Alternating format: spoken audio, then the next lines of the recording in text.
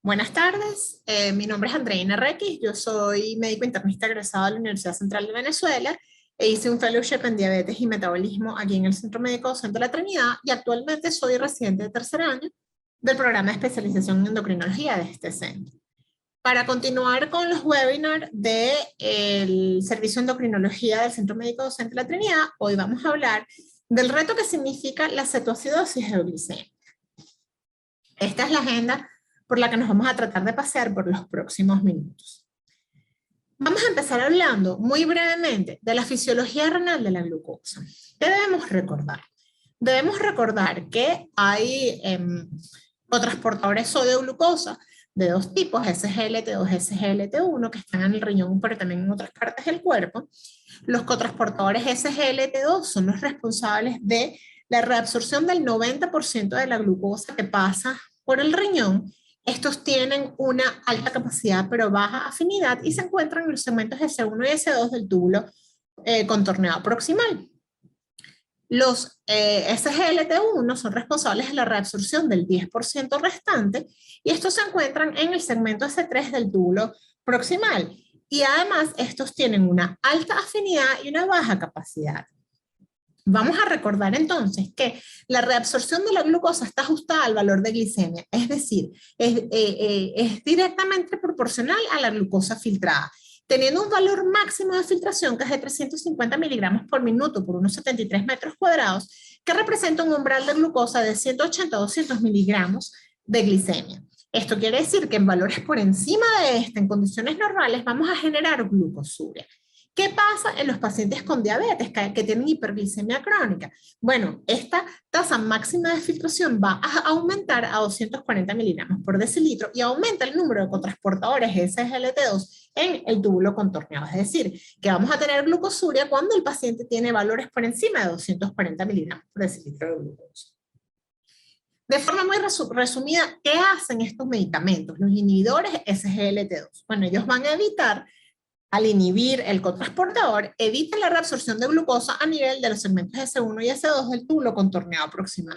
Y además reducen ese umbral de filtración máximo a 40-80 miligramos por decilitro. ¿Qué quiere decir esto? Que con valores por encima de 40-80 miligramos por decilitro ya vamos a generar glucosuria con la correspondiente pérdida de energía que está asociada a esto. Esto a su vez entonces resulta en un incremento de la sensibilidad a la insulina y además una reducción de la hemoglobina glucosilada en un 0,5 a 1%. ¿Cuáles entonces son las indicaciones actuales de los inhibidores SGLT2? En diabetes tipo 2 estos están indicados en prevención de eventos cardiovasculares mayores, incluyendo mortalidad y hospitalizaciones por insuficiencia cardíaca, en pacientes con enfermedad aterosclerótica establecida, al igual que en pacientes con enfermedad renal crónica. Y esto sale básicamente de las datas grandes de los estudios para empaglifosina y canaglifosina. Aquí podemos ver en los recuadros rojos donde en el algoritmo de la Asociación Americana de Diabetes están incluidos estos medicamentos para diabetes tipo 2.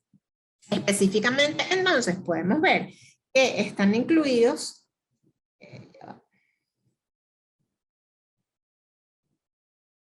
específicamente entonces podemos ver que están indicados para aquellos pacientes que tengan enfermedad aterosclerótica establecida o indicadores de alto riesgo para desarrollarlo, en pacientes con insuficiencia cardíaca y en pacientes con enfermedad renal crónica con o sin albuminuria. Adicionalmente, si el paciente no tiene ninguno de estos factores de riesgo o ninguna de estas comorbilidades asociadas, también se pueden utilizar en el paciente en el cual querramos minimizar hipoglicemia y en el paciente que queramos mantener peso o promover pérdida de peso. Entonces digamos que tienen indicaciones en prácticamente todos los cuadritos del algoritmo. Pero ¿qué pasa en diabetes tipo 1? Pues en Estados Unidos la FDA no ha aprobado la utilización de los inhibidores SGLT2 en pacientes con diabetes tipo 1, pero en Europa en el año 2019 fue aprobada Forxiga, que es dapaglifosina, para pacientes con diabetes tipo 1 con índice de masa corporal por encima de 27 y en los cuales la insulina sola no fuese suficiente para controlar la glicemia de estos pacientes. Sin embargo, la misma casa farmacéutica retira la indicación el 25 de octubre del año pasado en estos pacientes, alegando que no está asociado con temas de seguridad, pero sí plantean que los estudios han reportado y la data de farmacovigilancia que en los pacientes con diabetes tipo 1 de cada 10 puede desarrollar cetoacidosis asociada al uso de inhibidores SGLT2. En Europa, sin embargo, está aprobado sotaglifosina, que es un inhibidor dual, la misma indicación de diabetes tipo 1 con pacientes con índice de masa corporal por encima de 27 que no logran alcanzar el control glucémico. Y en Japón, hipraglifosina y dapaglifosina están aprobados en diabetes tipo 1 y tipo 2, y los otros que están en la lista solamente en diabetes tipo 2. A veces pensamos que desde el punto de vista histórico, la cetoacidosis euglicémica se empezó a mencionar solamente con el inicio en el mercado de los inhibidores SGLT2, pero eso no es cierto.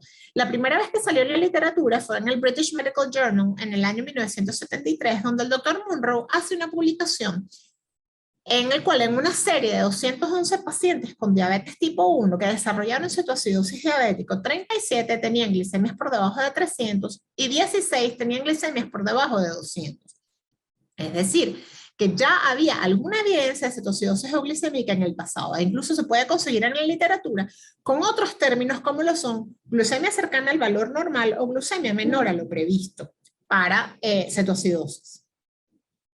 Desde el punto de vista histórico, en mayo del 2015, la FDA saca un comunicado de seguridad donde advierte de un incremento del riesgo de cetoacidosis con elevaciones leves a moderadas de glucosa y la llama cetoacidosis euglicémica asociada al uso de inhibidores SGLT2. Esto basado en 20 casos clínicos que ameritaron hospitalización entre marzo del 2013, cuando salieron estos productos al mercado, y junio del 2014.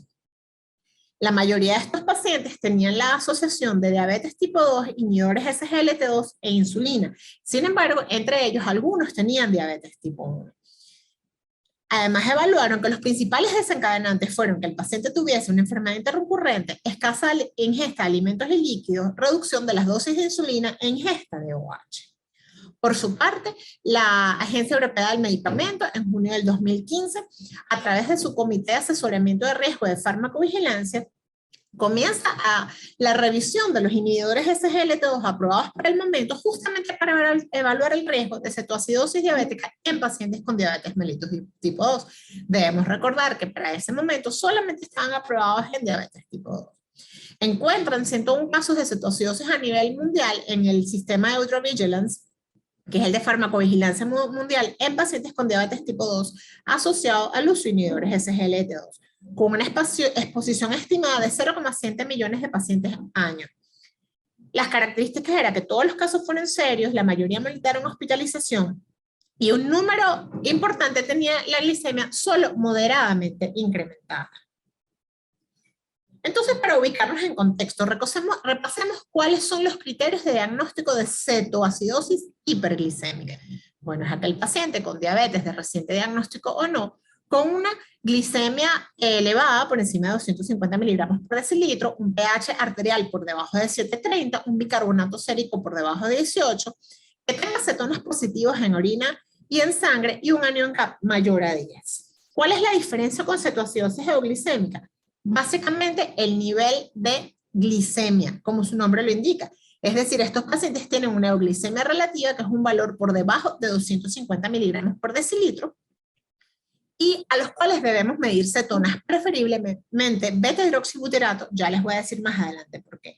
En el Reino Unido, en las guías de manejo, diagnóstico y manejo de cetoacidosis que salieron recientemente en febrero de este año, si bien la guía de cetoacidosis hiperglicémica, ya ellos hacen el apartado de que se debe siempre tomar en cuenta la posibilidad de que el paciente tenga una cetoacidosis euglicémica si tiene una glucosa por debajo de 11 milimoles por litro, que viene siendo 200 miligramos por decilitro, y sobre todo tomando en cuenta que tenga utilización de inhibidores SGLT2. La incidencia real de esta patología es desconocida, hay subregistro de datos, hay muchos casos de diagnóstico errado que además genera diagnósticos tardíos.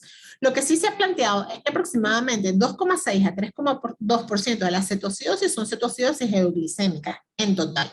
Y por supuesto, aunque ya sabemos que el término cetoacidosis euglicémica no es exclusivo de los inhibidores SGLT2, el número de publicaciones asociado con esto ha aumentado de manera importante desde que estos medicamentos salieron al mercado. Los números más grandes los tenemos asociados con los estudios específicos de estos medicamentos, que fue el CANVAS, para canaglifosina, que para canaglifosina de 100 miligramos se planteó que el número de pacientes era 0,52 por 1000 pacientes año, para 300 miligramos 0,76 por 1000 pacientes año, y para empaglifosina y dapaglifosina en ambos casos hubo menos de 0,1% de casos de cetoacidosis euglicémica en pacientes con diabetes tipo 2. Otras causas de cetoacidosis euglicémica, realmente la data es poca. En relación a diabetes tipo 1, las diferentes series de estudios de PIC para dapaglifosina, IS para empaglifosina e INTANDEM para sotaglifosina, se planteó que en general el riesgo de desarrollar cetoacidosis euglicémica incrementa 3,5 veces con el uso de inhibidores SGLT2 en diabetes tipo 1 al compararse con placebo. Entonces recordemos la fisiopatología de la cetoacidosis euglicémica, pues hay un desbalance entre las hormonas contrarreguladoras y un déficit absoluto o relativo de insulina. Este incremento, esta desregulación con aumento de hormonas contrarreguladoras y disminución de la insulina va a generar entonces un aumento de la glucogenólisis que favorece la hiperglicemia, una disminución de la utilización de la glucosa que también favorece la hiperglicemia y por supuesto un aumento de la proteólisis. Por otro lado, además hay aumento de la síntesis proteica y disminución de la lipólisis. Esta disminución de la lipólisis está asociada a un incremento de los ácidos grasos libres a nivel hepático que generan incremento de la cetogénesis que por supuesto se traduce en cetoacidosis.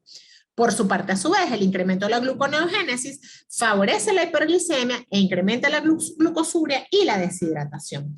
Pero, ¿cuál es la diferencia de la fisiopatología de lo que se sabe hasta ahora en cuanto a cetoacidosis euglicémica? Bueno, estos pacientes tienen un déficit menor de insulina y una resistencia menor a la insulina de lo que tienen los pacientes que no hacen cetoacidosis euglicémica o que no están en utilización de inhibidores SGLT2.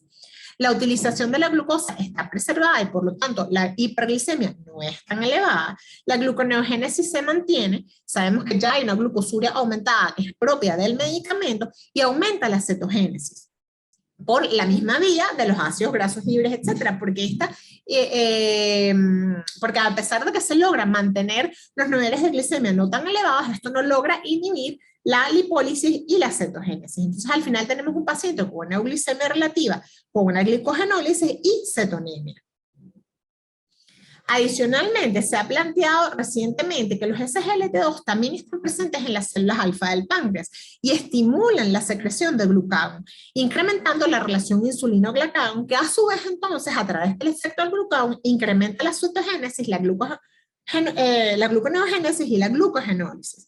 Por supuesto, favoreciendo entonces toda la parte cetogénica de la cetoacidosis euglicémica. Hay una serie de causas precipitantes que son muy similares a las causas precipitantes de cetoacidosis hiperglicémica, donde están los procesos infecciosos con incremento de las hormonas contrarreguladoras, cuando hay procesos quirúrgicos que ameriten ayunos prolongados o cualquier otro proceso que amerite ayuno prolongado porque eso depleta las reservas de glucógeno, eso va a incrementar el riesgo sobre todo en pacientes que utilizan inhibidores SGLT2. Lo mismo pasa con la ingesta de alcohol porque además la mayoría de las veces estos pacientes tienen una ingesta baja de carbohidratos y una diuresis osmótica que incrementa a su vez la cetogénesis. Y otros eventos de emergencia como son los eventos cerebrovasculares, los traumatismos, que van a disminuir la ingesta de alimentos y por lo tanto favorecen la cetogénesis. Lo mismo pasa con el ejercicio prolongado, exhaustivo, como son por ejemplo los maratones, donde hay incremento de las hormonas contrarreguladoras, incremento de la utilización periférica de glucosa, acompañado de una disminución de la ingesta de carbohidratos que finalmente incrementa la producción de cuerpos cetónicos. Hay otras causas que no necesariamente están asociados con la utilización de inhibidores SGLT2 y por eso las tenemos que tener presentes. Por ejemplo, el embarazo, donde hay un incremento de la utilización de glucosa por parte del feto y la placenta con un déficit relativo de insulina, pero sí hay un incremento de ácidos grasos libres que se convierten en acetonas. Lo mismo pasa, como les dije, cuando hay un descenso de la ingesta calórica, que puede ser en pacientes con diabetes que al disminuir su ingesta calórica logran controlar los valores de glicemia, pero no logran obviamente controlar la lipólisis y la cetogénesis. Otras causas asociadas pueden ser pancreatitis, uso de alcohol, de lo que voy a hablar un poco más específicamente, y aquellos pacientes que ya tienen enfermedades de base donde haya disminución de la reserva de glucógeno hepático. Específicamente debemos tomar en cuenta, o quiero hacer énfasis en aquellos pacientes que hacen ayuno prolongado, inanición o dieta cetogénica, sobre todo porque en este momento está como muy en boga las dietas de ayuno intermitente o las dietas keto, que están contraindicadas en los pacientes que utilicen inhibidores SGLT2 porque son un factor de riesgo para desarrollar cetoacidosis euglicémica. Importante tomar en cuenta en estos pacientes que hagan ayuno prolongado, que cuando desarrollan la cetoacidosis euglicémica, por lo general hay ausencia de otra enfermedad intercurrente. Y puede llamar la atención que el bicarbonato, al ser una cetogénesis crónica, una acidosis crónica, no es menor a 18 miliequivalentes por litro. En el caso de la cetoacidosis alcohólica, pues por supuesto hay una historia de uso de alcohol y por lo general asociado a baja ingesta nutricional, y estos pacientes tienen mayor producción de beta-hidroxibutirato versus acetoacetato, lo que quiere decir que si nos medimos solamente por cetonas en orina, podemos tener un falso negativo. Normalmente los pacientes con cetoacidosis alcohólica tienen una acidosis metabólica severa con valores de glucosa dentro de lo normal. Otros diagnósticos diferenciales pueden ser sobredosis de salicilatos, antidepresivos tricíclicos, acidosis láctica y acidosis tubular renal. La mayoría de las veces, hasta en 50% de los casos o más, el diagnóstico de la cetoacidosis euglicémica se hace de manera tardía y tiene que ver con que el paciente busca atención médica de forma tardía, justamente porque al medirse la glicemia no la consigue tan elevada y no considera que esto sea una emergencia, y de eso vamos a hablar más adelante. Los síntomas son variables, pero básicamente son los mismos que se presentan en cetoacidosis hiperglicémica, por lo tanto no me voy a detener en conversar acerca de los síntomas. Lo que sí es que en cualquier paciente que tengamos síntomas similares a cetoacidosis y que esté utilizando inhibidores SGLT2, debemos pensar en la posibilidad de una cetoacidosis euglicémica, inclusive en pacientes sin diabetes, porque debemos recordar que en pacientes con insuficiencia cardíaca actualmente también estamos utilizando inhibidores SGLT2. ¿Qué vamos a hacer entonces para evaluar a este paciente? Pues hacemos la historia, haciendo todas las preguntas relacionadas con lo que acabo de mencionar previamente: dietas cetogénicas, inanición, ejercicio prolongado, uso de alcohol y cualquier otra que esté relacionado con esto. En los paraclínicos vamos a pedir lo mismo que pedimos para cetoacidosis hiperglicémica: glucosa, electrolitos, función renal, enzimas hepáticas, gases venosos y cetonas séricas. Ya vamos a hablar más específicamente de eso. Y en caso de que el paciente tenga inanición, debemos pedir también magnesio y fósforo, porque muy probablemente estos dos valores están bajos. La Asociación Americana de Endocrinólogos Clínicos recomienda que los gases sean gases venosos, que no es necesariamente gases arteriales, y que es preferible que medamos beta-hidroxibutirato sérico. ¿Por qué? Primero porque la relación beta-hidroxibutirato-acetoacetato es de 7 a 10 a 1, y además porque las cetonas en orina pueden ser reabsorbidas con el uso de inhibidores SGLT2, entonces podemos dar lugar a falsos negativos. El valor de diagnóstico en pediatría es un valor de beta-hidroxibutirato por encima de 3 milimoles por litro y en adultos 3,8. Sin embargo, si no tenemos la disponibilidad de hacer cetonas en sangre, que pueden ser capilares, tenemos unas tablas que nos hacen referencia entre una correlación entre lo que son cetonas en orina y cetonas en sangre. Entonces, por ejemplo, si tenemos una cetonuria negativa, eso se asocia con menos de 0,6 milimoles por litro de cetonemia capilar. Este paciente está normal, son valores normales. Si hablamos de trazas, entonces hay 0,6 a 0,9 de cetonemia capilar, no tiene riesgo. Pero si ya estamos positivas con una cruz, es entre 1 y 1,4, y este paciente ya tiene una cetosis leve a moderada y puede tener riesgo de progresión. Ya vamos a hablar de lo que debe hacer el paciente. Si está entre 1,5 y 2,9, que se correlaciona con una cetonuria de 2 cruces. Y ya esto sería una cetosis moderada. Y cuando ya tiene 3 a 4 cruces, entonces son más de 3 milimoles por litro de cetonemia capilar, y el paciente ya está en riesgo muy elevado o está en cetoacidosis. Una vez que hacemos el diagnóstico, vamos a iniciar el tratamiento. El tratamiento es el mismo el que hacemos con cetoacidosis hiperglicémica. La única diferencia es que no vamos a empezar en nuestro algoritmo con solución 0,9, sino que vamos a empezar de una vez con dextrosa al 10%, a razón de 125 mililitros por minuto. Igual vamos a iniciar nuestra infusión de insulina a 0,1 unidades por kilo hora, y si el paciente comienza a hacer registros bajos de glicemia, entonces lo que hacemos es que mantenemos la dextrosa al 10%, y más bien lo que hacemos es disminuir el tenor de insulina a 0,05 unidades por kilo hora. El resto, el volumen de hidratación, el uso de potasio, todo es exactamente igual que cómo se hace para cetoacidosis euglicémica. Y la guía más actualizada que lo incluye dentro del tratamiento, esta es guía del Reino Unido que salió en febrero de este año.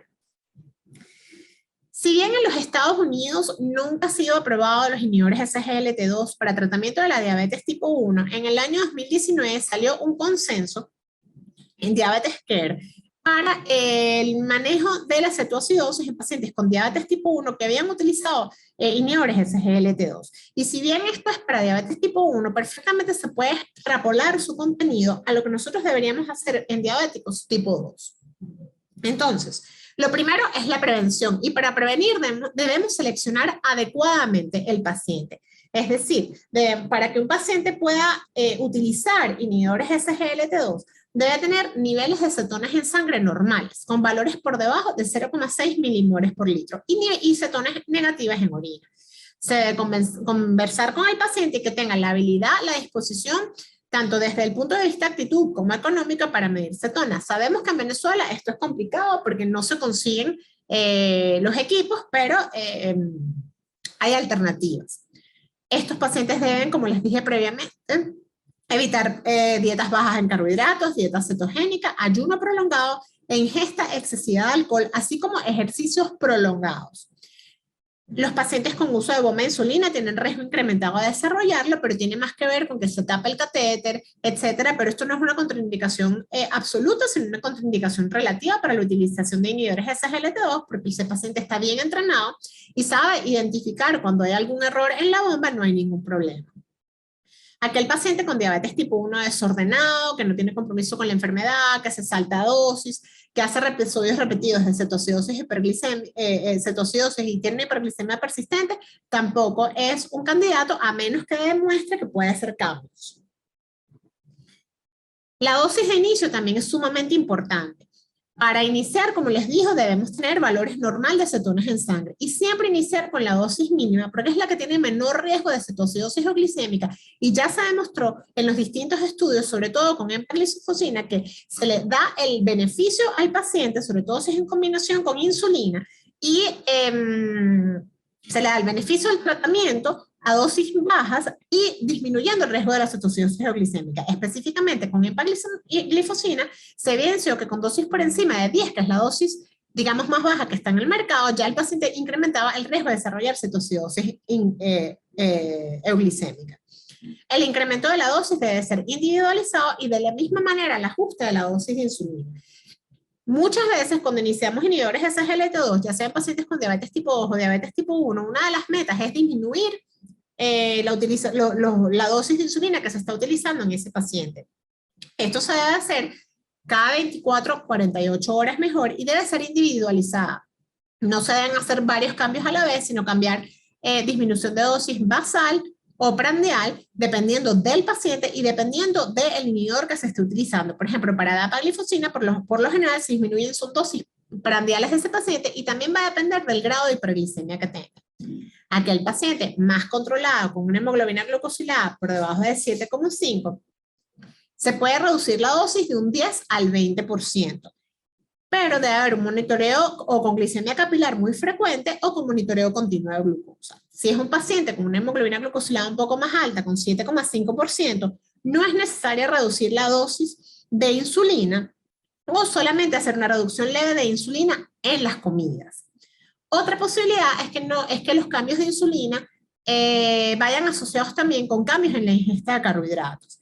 Entonces, podemos disminuir la ingesta de carbohidratos cuando disminuimos la dosis de insulina, para evitar que el paciente nos haga una hiperglicemia, pero siempre y cuando podamos medir cetonas y no se estén elevando estas por cetogénesis, por disminución de ingesta de carbohidratos.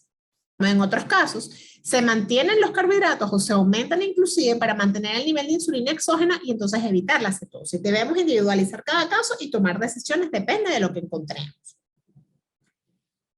Como les dije, siempre debemos medir cetonas porque es difícil hacer un diagnóstico, prácticamente imposible hacer un diagnóstico de cetoacidosis euglicémica sin medir cetonas, porque el diagnóstico no se puede hacer únicamente por la hiperglicemia. Lo ideal es que sea medición de beta-hidroxibutirato en sangre porque es el que es más específico y puede ser por automonitoreo capilar. El acetoacetato en orina, como les dije previamente, tiene menos sensibilidad, además puede ser reabsorbido por los mismos inhibidores SGLT2, que da un valor errado, y además debemos recordar que cuando medimos acetoacetato en orina, este va a ser el valor promedio del acetoacetato que hay desde la última micción. Entonces puede ser un valor que más bien retrase el tratamiento. Disculpen. En el caso del beta-hidroxibutirato, además debemos tomar en cuenta que cuando tratamos la cetoacidosis, este se oxida a acetoacetato y entonces hay un aumento paradójico de cetonas en orina. Y esto puede generar una falsa sensación de no resolución de la cetoacidosis, cuando no es real. Estos pacientes además debemos medir cetonas cada 1 o 3 horas hasta la resolución y las vamos a medir sobre todo cuando los síntomas que tiene el paciente no se correlacionan con los valores de glicemia. Y vamos correlacionando hasta que los valores de cetonas lleguen a valores normales y ya el paciente no tenga síntomas. ¿En qué otras ocasiones, inclusive antes de que se desarrolle la cetoacidosis euglicémica o para hacer el diagnóstico, debemos medir cetonas? Bueno, cuando el paciente haga síntomas sugestivos, síntomas gastrointestinales, cuando el paciente haga cambios de dieta, debemos medir cetonas para estar seguros que no desarrolle una cetoacidosis euglicémica o que empiece a presentar valores elevados. Cuando hay incremento en la actividad física, cambios de insulina o cuando cambiamos tipos de insulina también, infección, deshidratación, cuando haya cirugía, oclusiones de bombas y mediciones aleatorias mientras el paciente está en tratamiento para estar seguros que estamos dentro de valores normales. Siempre debemos tener presente y debemos educar al paciente a que ante cualquier síntoma gastrointestinal debe descontinuar el tratamiento con inhibidores SGLT2. Lo mismo si van a ser hospitalizados o si tienen imposibilidad para la ingesta. Y cuando hagamos un preoperatorio, debemos suspender los inhibidores SGLT2 3 días antes del procedimiento, ya sea quirúrgico u otros procedimientos que ameriten ayuno prolongado, como por ejemplo una gastroscopia. También los deberíamos suspender cuando hacemos cambios de tipo de insulina o cuando iniciamos al paciente en bomba de insulina, hasta que se estabilizan dosis de insulina y después posteriormente los podemos reiniciar para hacer los cambios asociados con este tratamiento.